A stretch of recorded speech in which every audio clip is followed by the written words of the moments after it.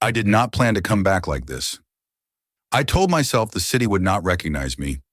I told myself I would walk through the airport like a stranger and feel nothing. The doors slid open and the air hit my face, warm and familiar, and my chest tightened. I saw Marcus before he saw me. My brother stood near the curb, taller than I remembered, scanning faces with that same restless energy. Then I saw the man beside him. He did not smile. He did not look around. He looked straight at me.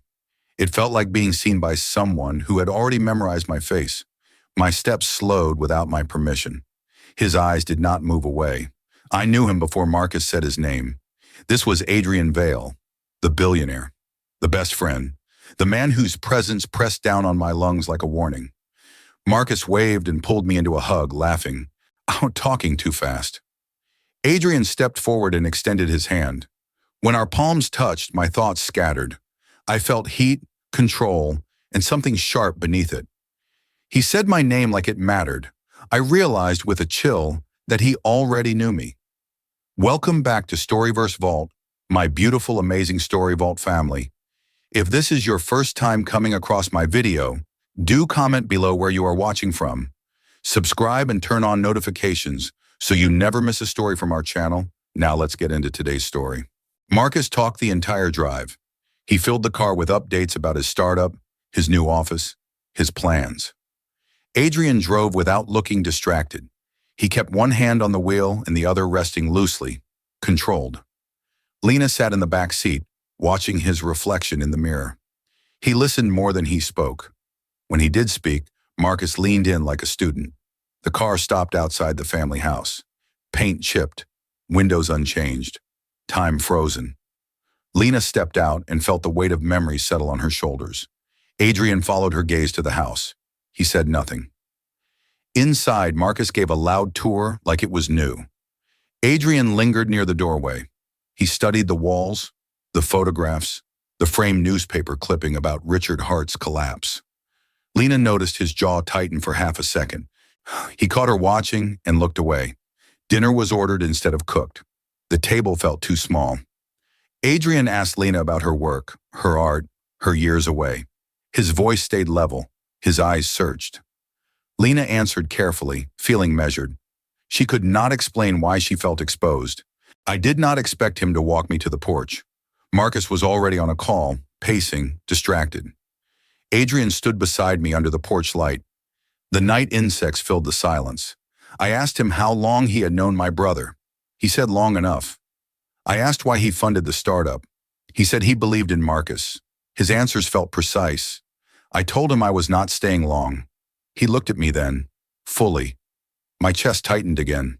He said this city had a way of pulling people back.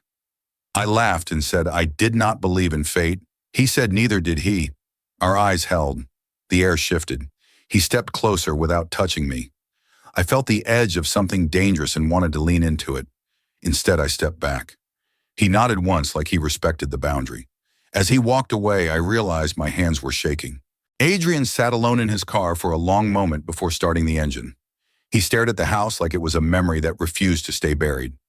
Inside, Marcus scrolled through numbers and projections, smiling to himself. Lena stood at her childhood window, looking out at the street. Adrian drove away slowly. The house disappeared in his rearview mirror. His phone buzzed once. A name flashed on the screen that he did not answer. He tightened his grip on the wheel. Lena lay on her bed, staring at the ceiling, replaying the way he said her name. Marcus leaned back in his chair, confident and unaware. 3 lives moved forward in the same night, carrying different truths. One of them already knew how this would end. Morning light filled the kitchen without asking permission. Lena stood barefoot on the cold tile, holding a mug she had not tasted yet. The house felt smaller in daylight. Marcus moved fast, energized, already dressed for work. He talked about a meeting Adrian had arranged downtown. Lena nodded, half listening. She heard Adrian's name and felt the same tight pull in her chest. An hour later, she walked through glass doors into a high-rise office that did not belong to her world. Everything smelled new and expensive. Adrian stood near a wall of screens, sleeves rolled up, focused. When he saw her, he paused. The look lasted only a second. Then he returned to business. Lena watched him interact with executives who treated him like gravity. Marcus spoke proudly, gesturing, selling his dream. Adrian asked sharp questions. He listened closely. And when the meeting ended, he approved funding with a calm finality. Marcus beamed. Lena felt like a guest in a room that had already decided its future. Adrian offered to walk her out. They stood in the elevator alone. The silence felt intentional. He asked if she was adjusting. She said she was trying. The elevator doors opened too soon. Adrian suggested lunch. Lena agreed before thinking. They sat across from each other in a quiet restaurant overlooking the city. He asked about her art. She spoke about shapes, about control, about creating something stable. He listened with focus that felt rare. He told her he admired people who built things from nothing. Lena asked him about his past. He answered with practiced restraint. He said success came from discipline. She noticed what he did not say. Outside, the city moved fast. Inside, time slowed. They laughed once, briefly, like it surprised them both. Adrian paid without comment. As they stood, a man across the room froze when he saw Adrian. The man's face hardened with recognition. Adrian noticed and turned his body slightly, blocking Lena's view. The moment passed. Outside, Adrian apologized for keeping her long, and Lena said she had nowhere urgent to be. He nodded like that meant something. As they parted, Lena felt the pull again, stronger now. I told myself it was nothing. I told myself attraction did not mean danger.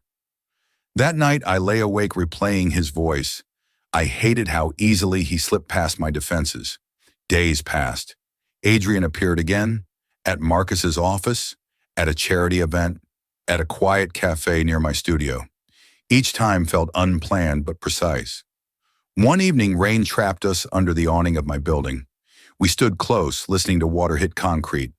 He asked about my father. The question landed heavier than he intended. I told him Richard Hart was a name that broke things. I told him about the fall, the disgrace, the silence. He did not interrupt. His jaw tightened. I did not see his hands clench until later. I said love had always come with loss for me.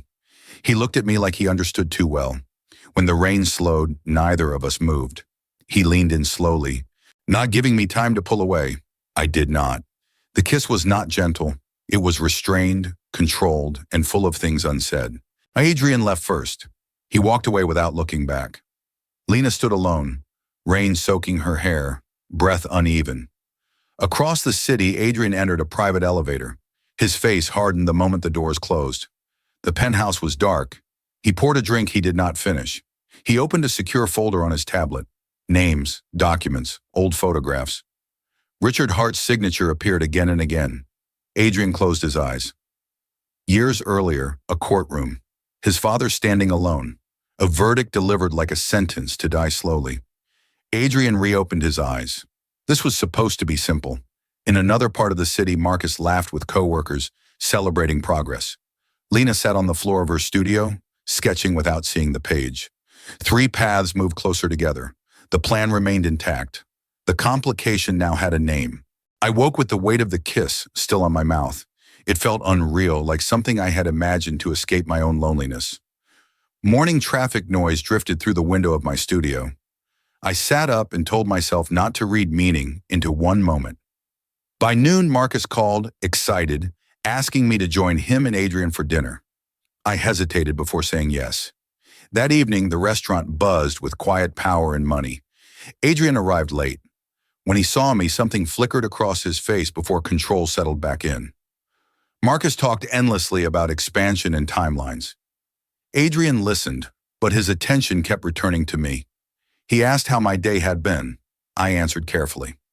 His knee brushed mine under the table, accidental but charged. I pulled back slightly. He noticed and did not push. When Marcus stepped away to take a call, silence dropped between us. Adrian said my name softly. I looked up. He said nothing else. Marcus returned oblivious and raised a glass to partnership and trust. I smiled and felt something fragile forming beneath my ribs. The weeks that followed blurred into a rhythm. Lena worked long hours at her studio, preparing for a small local exhibit. Adrian made space in his schedule without explanation. He showed up with coffee.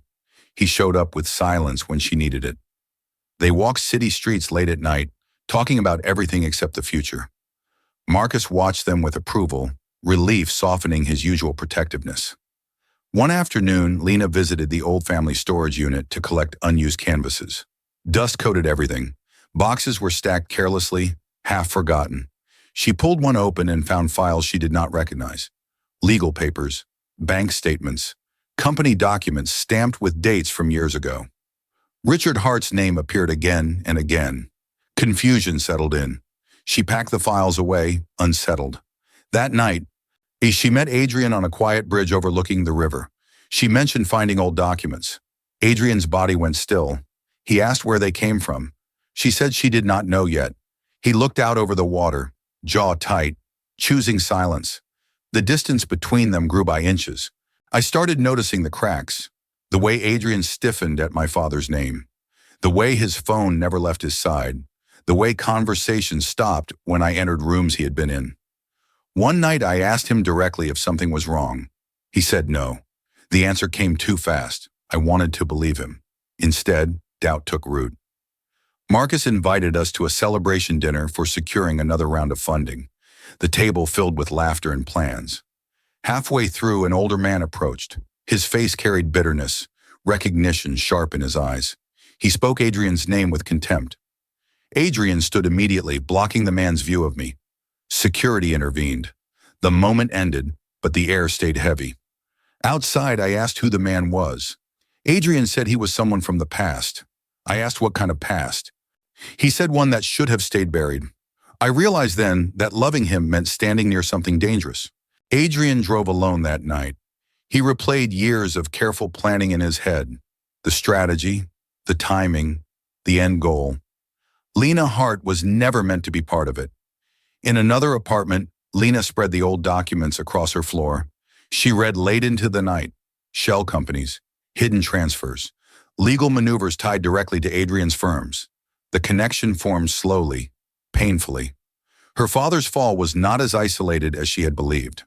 Her chest tightened with betrayal she could not yet name. Across the city, Marcus slept easily, trusting both people he loved most. Adrian stood by his window, city lights reflecting in his eyes. The plan was moving faster than expected. So was the truth, and neither could be stopped now. The next morning arrived without relief. Lena folded the documents back into their box and slid it under her bed. She told herself not to jump to conclusions. She failed. At the studio, colors felt dull and unresponsive. Her phone vibrated with Adrian's name. She did not answer. Hours later, Marcus called, asking why she had missed a planning session. She said she had work. He said Adrian had asked about her. That night, Adrian showed up at the studio unannounced. He stood at the door, calm, unreadable. Lena let him in without a word. He looked around at the half-finished canvases, the disorder. He asked if something was wrong. She asked him when he first met her father. The question cut through the room. He did not answer immediately. He said Richard Hart was a complicated man. She asked how complicated. He stepped closer. While lowering his voice, saying this was not the right conversation, she told him every conversation felt wrong now. For the first time, his control slipped. His eyes hardened. He told her to trust him. She said trust was not something she gave blindly anymore. Silence settled, thick and unresolved. Adrian left without touching her. The door closed softly behind him. Lena sank into a chair, shaking with frustration she could not place. The following days stretched thin. Messages went unanswered. Calls went ignored. Marcus noticed the distance and tried to bridge it. He invited both of them to his office under the excuse of reviewing projections. Lena arrived first. The office felt colder than usual. Adrian entered minutes later. Their eyes met briefly, then looked away. Marcus launched into numbers, charts, enthusiasm. Neither of them listened. During a break, Lena wandered into an adjacent conference room. Glass walls reflected her unease. She noticed a familiar logo on a printed file left on the table. Adrian's company, her father's former firm.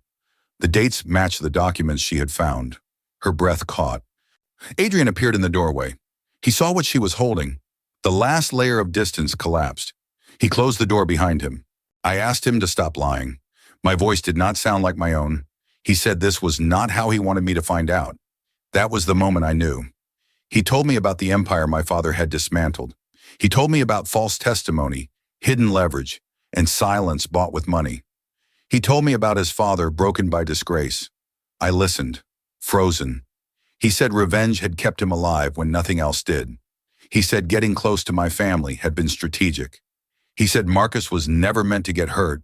I asked about me. He hesitated. He said I changed things. The words did not soften the damage. I told him he had turned my life into collateral. He said he never planned to fall in love. I laughed once, sharp and bitter. Love did not erase intention. I told him I needed air. He reached for me and stopped himself. I walked out without looking back. Lena did not go home. She walked the city until her legs ached. The truth replayed itself with every step. Adrian remained in the conference room long after she left. Marcus returned to find him alone. He asked where Lena was. Adrian said she needed time. Marcus sensed the fracture immediately. That night, Lena sat on the floor of her studio, surrounded by silence. She replayed every moment she had trusted, every look that now carried another meaning. Across the city, Adrian stood before his safe, removing documents one by one. The plan was exposed. The cost was no longer theoretical. Marcus called Lena repeatedly, worry building. She did not answer. 3 lives drifted apart under the same truth, and none of them yet understood how deeply it would break them. I thought distance would dull the pain. It did not. Days passed and the truth stayed sharp. Marcus finally came to my studio unannounced. He knocked once, then opened the door like he always had. He saw my face and stopped smiling. He asked what happened. I told him Adrian had lied to us. I did not tell him everything, not yet. Marcus's loyalty flared immediately. He said Adrian would never hurt us. I said intent did not matter as much as consequence. Marcus left angry and confused. That evening, he confronted Adrian at the office. The discussion was quiet but severe. Adrian admitted to history, but not motive. Marcus demanded clarity. Adrian asked for time. Marcus walked out, feeling something precious crack. That night, I stared at my phone, waiting for an apology that did not come. Adrian shifted into motion. He met with lawyers who did not ask questions. He pulled investments quietly. He prepared contingencies that had once been aimed forward. Now they pointed inward. Marcus noticed changes in funding schedules. He noticed delayed approvals and unexplained freezes. He confronted Adrian again. This time, Adrian told him the truth without names. A family destroyed, a debt unpaid. Marcus listened, stunned. He realized the foundation of his success had been laid on something rotten. Elsewhere, Lena received a letter confirming her exhibit date. The timing felt cruel. She painted through the night, channeling confusion into structure. Adrian watched surveillance footage of a courthouse from years ago. He paused on his father's face. The plan no longer felt clean. It felt like a trap he had built for himself. I did not expect Marcus to choose me over him, but he did. He came back the next morning and asked me to tell him everything. I told him about the documents. I told him about the confession. I told him about the kiss that now felt poison. Marcus sat very still. He said our father had made enemies, but this was different. He said Adrian had crossed a line that could not be erased. He called Adrian and demanded the full truth. Adrian did not deny it. The call ended without resolution. Marcus told me he was stepping away from the partnership. I saw fear behind his resolve. The fallout would be brutal. I told him I was sorry. He said none of this was my fault. I was not sure he believed it. Adrian stood alone in a conference room as resignations and withdrawals hit his phone. The structure he had built began to collapse inward. He authorized a release of evidence to an independent firm, not public yet, just enough to set the process in motion. Lena prepared for her exhibit opening with mechanical focus. Guests arrived. Marcus stood at the back, watchful. Adrian did not come. Later that night, Adrian watched coverage of financial analysts speculating about instability. He turned off the screen. He knew what came next. Across the city, Lena locked the gallery doors and stood among her work. The future felt uncertain and exposed. Somewhere between loss and consequence, a final choice waited to be made. The fallout accelerated faster than anyone predicted. Marcus spent his days untangling contracts and apologizing to people who no longer trusted him. He slept little. Every call felt like another door closing. Lena watched him carry the weight quietly, and guilt pressed against her ribs. Adrian moved through meetings like a man already sentenced. Partners withdrew without drama. Boards asked questions he no longer dodged. He answered plainly. Outside one such meeting, reporters gathered, sensing blood. Adrian ignored them. He drove past the old courthouse instead. He sat in his car and watched strangers walk in and out, unaware of what that building had taken from him. Inside, Lena finalized the layout of her exhibit. She adjusted lights and spacing, forcing precision onto chaos. Art became the only place she could breathe. That evening, Marcus told her the company would survive, but not without scars. She nodded and said she was proud of him. He smiled briefly, then looked away. All three of them were paying now. I did not expect Adrian to call. When he did, his voice sounded different, not controlled, clear. He asked if he could see me. No pressure, no defense. I agreed against my better judgment. We met in the empty gallery after hours. He stood among my work like he did not deserve to be there.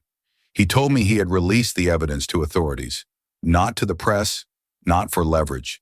He said it would take time, but the truth would surface without his hand guiding it. I asked why now. He said because revenge had already taken enough. I told him that choice did not erase the damage. He said he knew. He said he was prepared to lose everything that came with his name. I asked if he expected forgiveness. He said no. He said he expected consequence.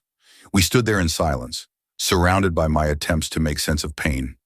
For the first time, I saw him without the armor. Adrian's decision triggered the final collapse. Investigations went public. Old testimonies were questioned.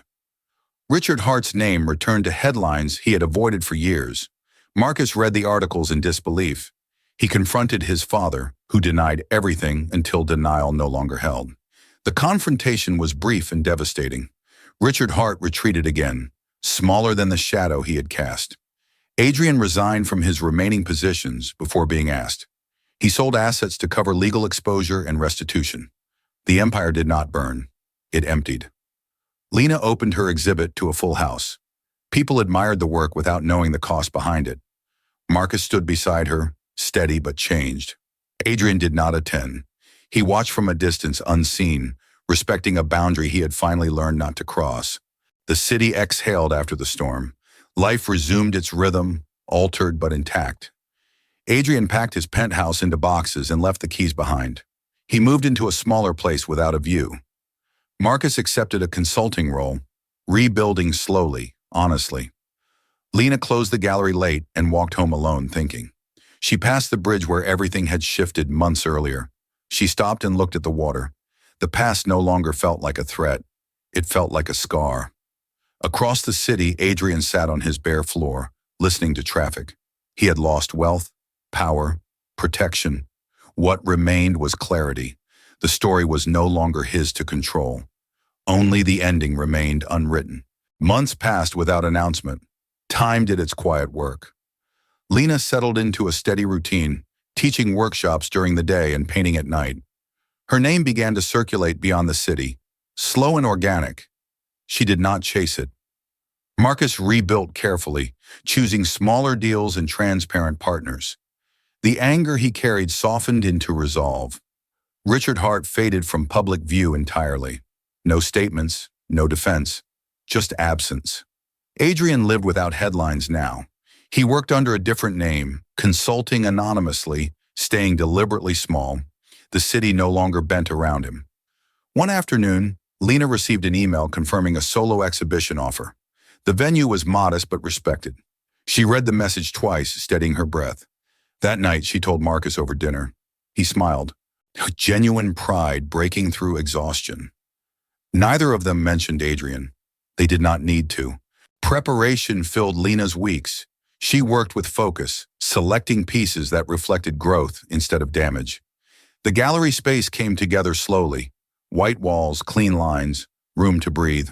Marcus helped where he could, carrying crates, hanging lights.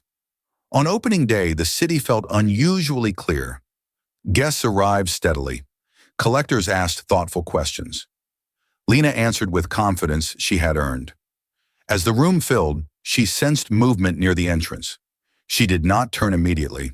When she did, Adrian stood just inside the doorway. No suit, no entourage. He waited, unsure. Marcus noticed him too. Their eyes met briefly.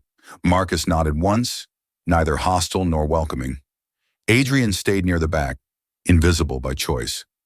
Lena's chest tightened, but she did not look away this time. I did not expect him to come. Seeing him there did not reopen the wound. It pressed on it, testing what remained.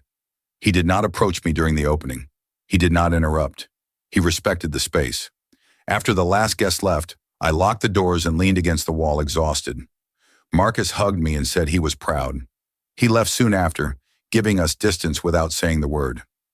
Adrian waited until we were alone. He asked if he could speak. I nodded. He told me the exhibit was strong. He did not say beautiful. He said honest. I thanked him. He told me he was leaving the city in the morning.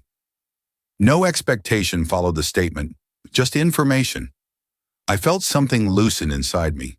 We stood there surrounded by my work, not touching, not hiding.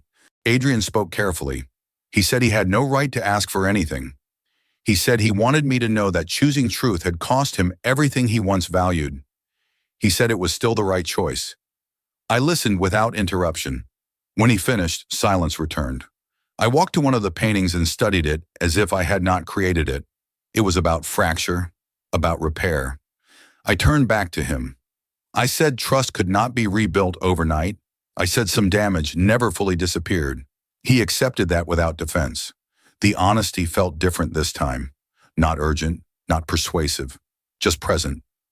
Outside, city lights reflected against the glass. Inside, the space felt balanced. A chapter was closing. Another waited, undecided. Adrian left the gallery first. He did not look back. Lena stayed behind, turning off lights one by one. The room dimmed slowly, like a held breath finally released. Outside, the night air felt lighter than she expected.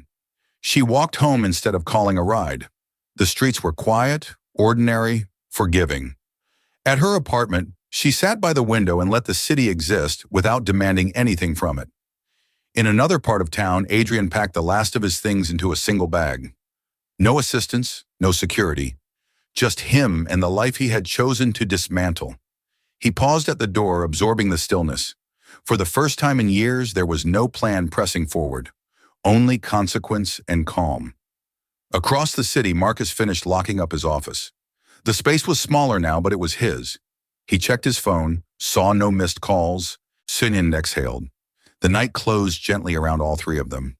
Morning came without ceremony. Lena woke early and brewed coffee, watching steam rise and disappear. She thought about the version of herself who had returned to this city months ago. That woman had been braced for impact. This one felt steady. Her phone buzzed with messages from the gallery, from artists, from people who had seen her work and felt something. She answered slowly, deliberately. Marcus called to say he had a new client meeting. His voice carried hope without strain. Miles away, Adrian boarded a train heading out of the city. He took a window seat. Buildings slid past, then thinned into open space. He did not check his phone. He closed his eyes and let the motion carry him forward. For the first time, the future did not feel like a weapon or a prize. It felt unclaimed. I did not expect to see him again so soon. Weeks later, an invitation arrived for a regional art showcase. The venue was smaller, quieter. I agreed to attend. On opening night, I moved through the space calmly, answering questions, listening more than speaking. When I turned near the far wall, he was there, not beside my work, just present. He said he had returned briefly for business unrelated to me. I believed him. We stood near a window overlooking the street. He told me he was doing consulting work under his own name now. No shields, no leverage. I told him I was leaving the city for a short residency. We shared the information like equals. No tension, no urgency, just honesty. The silence between us felt earned. They walked outside together without planning to. The night was cool. Traffic passed in steady lines. They stopped near the entrance, unsure if this was an ending or a pause. Lena spoke first. She said starting again would mean no secrets, no protection through silence, no rewriting the past. Adrian nodded. He said he had nothing left to hide. They did not promise anything beyond the next step. They stood there, not as a billionaire and an artist, not as enemies tied by history, but as two people who had survived the truth. The city moved on around them. Some stories ended in fire. Theirs ended in choice. Don't forget to subscribe, like, and share our story. Tell me what you think Lena should do next, and stay connected with StoryVerse Vault so you never miss a powerful story like this again.